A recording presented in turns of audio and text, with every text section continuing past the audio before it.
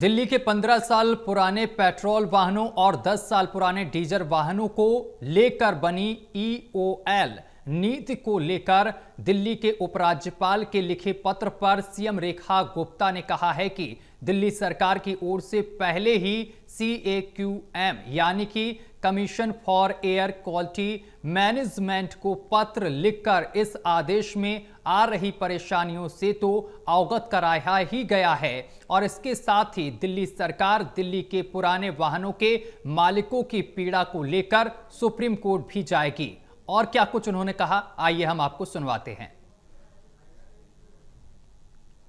CAQM के द्वारा आदेश दिया गया कि दिल्ली में एंड ऑफ लाइफ व्हीकल को पेट्रोल नहीं दिया जाएगा, तभी हमारे मन में लगातार दिल्ली की जनता के लिए चिंता समा गई थी।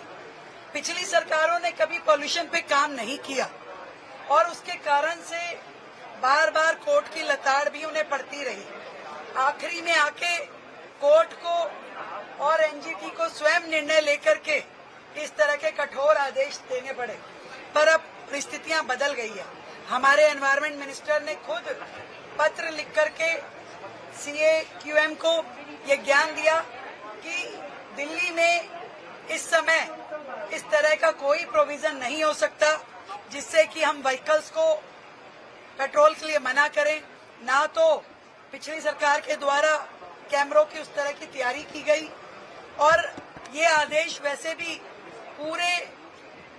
दिल्ली NCR में इकट्ठे लागू होता तो अलग बात होती, परंतु दिल्ली में ना पेट्रोल दें और NCR में पेट्रोल बटे, ये हो नहीं सकता। और उसके अलावा भी ये बड़ा चिंता का विषय भी है और चर्चा का विषय भी है। दिल्ली ने 4 महीने के अपने कार्यकाल में पॉल्यूशन पे अनेकों काम किए हैं। हम चाहते हैं कि सरकार की ओर से जैसे CAQM को हमने निवेदन किया है कि अपने इस निर्णय को रिवाइव करें, वैसे ही हम सुप्रीम कोर्ट के समक्ष भी प्रस्तुत होकर के दिल्ली की जनता की गुहार भी लगाएंगे, सरकार की तैयारियों का व्याख्यान भी करेंगे और उनके हक की लड़ाई को भी लड़ेंगे। दिल्ली की जनता जो पूरे देश में पैरामीटर है वही दिल्ली में लागू हो, सरकार अपना काम करे और प्रशासन अपना काम करे, परंतु दिल्ली के लोगों को कष्ट ना हो, यही हमारा ध्येय है। तो हम लोग इस